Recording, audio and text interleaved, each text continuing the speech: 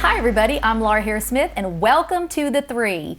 I am happy to tell you, in case you saw last week, we are here again today with naturopathic Dr. Jordan Rubin, part 2. So if you didn't see part 1, you got to hop online and go watch that at the3.tv. You can find us on YouTube.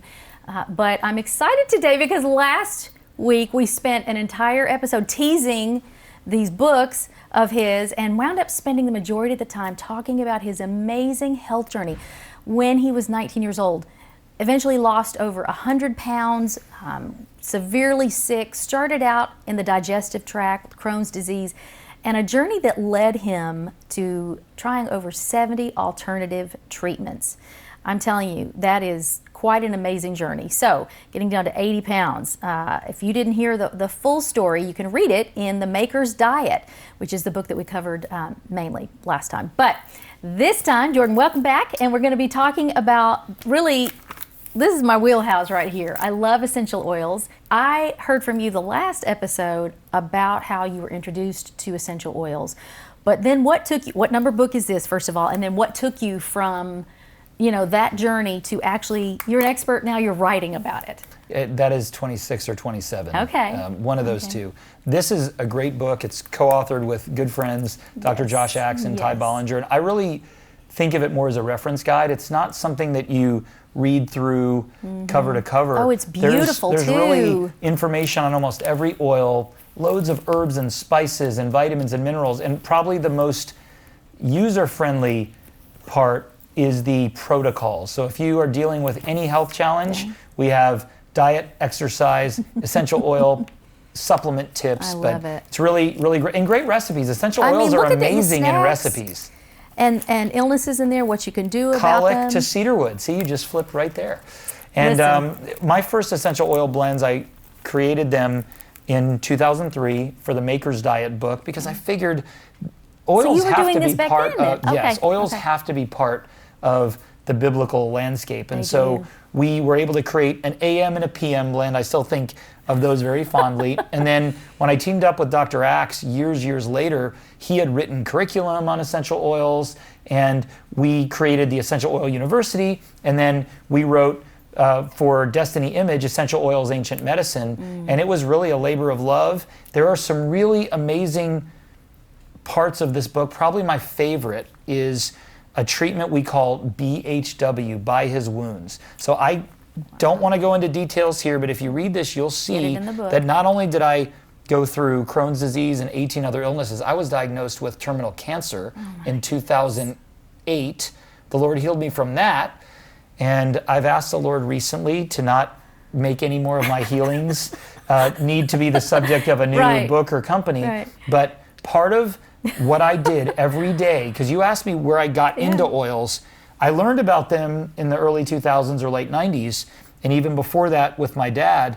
But when I was going through a natural and supernatural healing for cancer, I had an essential oil massage every day for 40 days. I would do lymphatic drainage. I had all kinds of different things. It was sort of a self-directed program, but in this case, I had somebody give me essential oil massages. Good for you. And I felt like there needed to be something that was faith-based that could incorporate God's healing medicine. So By His Wounds is a biblical healing sort of program where you have someone you love or that is willing to give you a massage, and it goes like this. You basically apply oils everywhere Jesus bled. So you're doing it on your wrists, you're doing it on the crown of your head, on your feet. So if you think you know where all of these, where this is going, and here's, I think, the most amazing part. So when you're on your stomach, you apply 39 strokes of, after you put the oils down, on your spinal cord,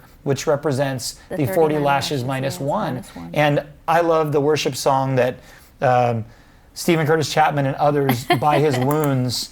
So I would play that during the time. And we recommend when people are dealing with particularly cancer, but really anything, that you do that, have that massage done to you a few times a day while you're playing worship music. And it's really amazing because it's symbolic of Jesus's blood that was shed for our sins, but also for our healing, because by his stripes or by his wounds, we are healed. So worth the price of admission. It's the only place we have this information, the by his wounds essential oil therapy. I love that. I love how you just weave it all together, body, mind, and spirit. Well, when we come back from the break, I want to talk more about that, but also about the intent of oils. Oils carry intent. So I'm glad you mentioned the massage part. Now I've got you hooked. You're like, okay, I could do that. I could do a massage every single day.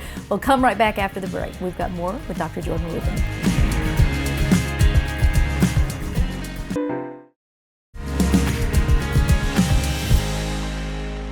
Hey everybody, I'm Laura. You're watching The Three. We're here with naturopathic Dr. Jordan Rubin. You've got to be enthralled, as I am, at how the Lord took this severe illness that Jordan had, multiple, but that started in his teen years. And now, all these decades later, he has spent his life and devoted, really, you've devoted your anointing to the task of getting you healthier body, mind, and spirit. Now, we don't have time to talk about all 27 books, but we are talking today about the essential oils book that he has, and then also we're going to be talking this segment about essential fasting. This is also one of my favorite topics. I know that sounds really strange. My husband will say at church, nobody loves fasting except Laura Harris Smith. I'm like, nobody loves fasting, but I'm addicted to the results, body, mind, and spirit. So tuck that away. That's next. But I just want to ask you, we have, as I began to study essential oils, and for me it was before I was even a nutritionist. It was before I was a naturopathic doctor. Like you, it was, I have to have this. I got to live. And one of the things that I noticed in my studies was that it was a study done by, I think, Dr. Young, and he had studied how oils carry intent.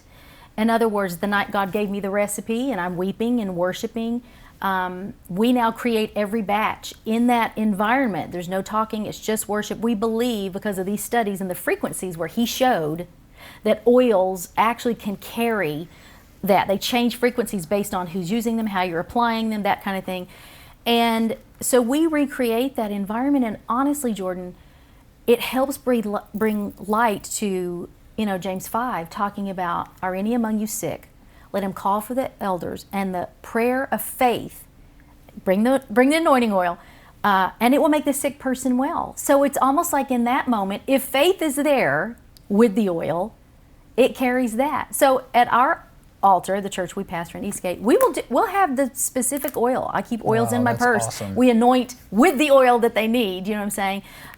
But that's what I love about what you do, is that you really put it all together. So talk to me for just a minute about, and I know I'm putting you on the spot here, but if you had a favorite part in this book, and it's going to tease, this is the part where they're going to be like, okay, I got to get the book. Favorite part in here, and it's the part that's going to convince them they need essential oils. What is it?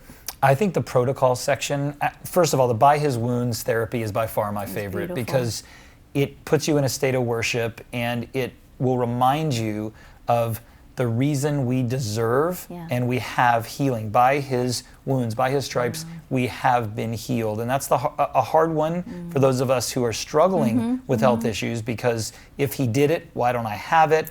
That's an amazing part, and as I said, worth the price of admission. The protocol section's great because you have 6 children, right? I have 6 children, and how often do we not have a bump, boo-boo, sniffle, or something like that? So if you've got anything under the sun, we have a protocol that combines essential oils, herbs, spices, supplements, diet recommendations, etc. So just for that, that's really amazing. But I will say a distant third is the recipe section, because you can use essential oils as great flavorings. One thing that I do, every morning, so I do oil pulling, which is basically using coconut oil as a mouthwash, and I'll put a drop of cinnamon in my mouth. I've never done that. Well, it's a little dicey, so let me tell you what I did this morning. So I took my coconut oil, and you know how sometimes oils won't come out of that little, they call it the orifice reducer? So my orifice wasn't reducing, and I had to pull, well, you know how it goes, you know what I'm gonna say. So I pulled the top off,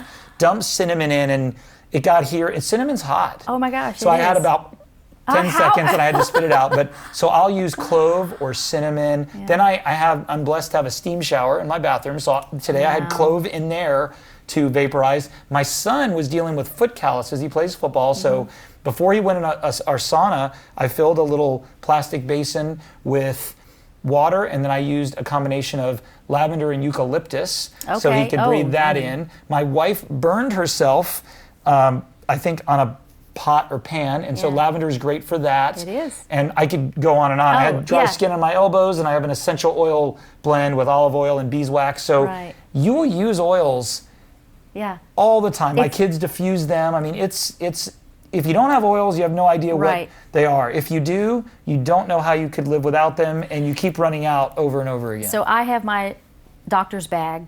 You know, you have the big with the kit and all of your product, but then I have my doctor's bag, and then I also have another thing that I carry with a diffuser and the oils in it, because if I'm going to be helping someone or ministering to someone, I want that going into every, all the molecules in their body.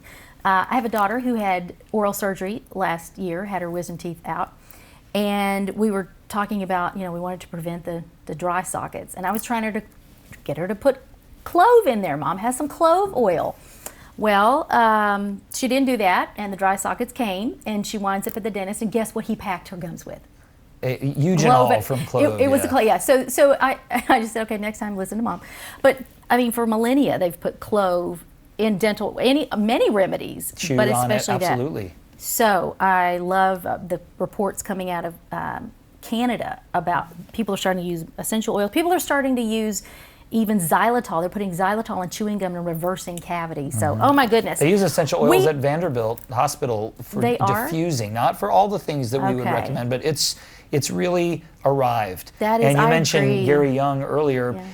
Some people, you mentioned about selling and signing up, and people that I talked about essential oils, they sometimes have a negative opinion because they think it's only sold through network marketing, which some people don't love that form of marketing. But Gary Young, who I don't know, he took something that was relegated to a very small shelf, sort of fragrances, he sure did. and he made it an amazing, approachable, I'll call it science.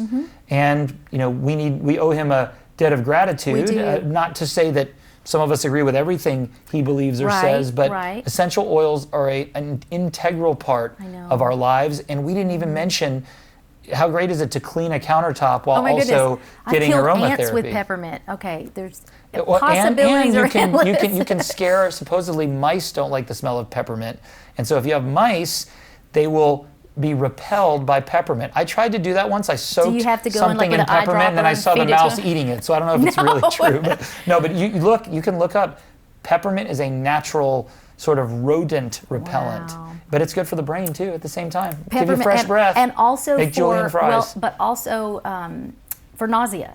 Because what I will do is, and my children have seen me do it for years. If they're nauseous, I put a drop, do like this, a cup there, and I say, breathe it. Open your mouth and breathe it until you feel it in the pit of your stomach.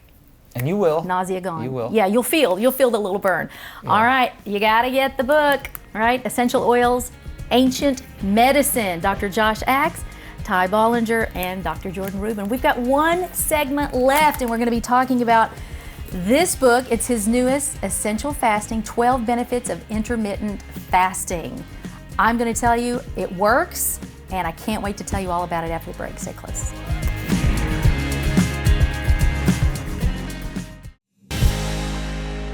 Hi, everybody. Welcome back to The Three. I'm Laura Harris-Smith, and Jordan, we've got one segment left. I don't know how we're going to do it. God give us grace and an anointing to cover everything. You are such a plethora of information because of what you've been through, because you've owned this.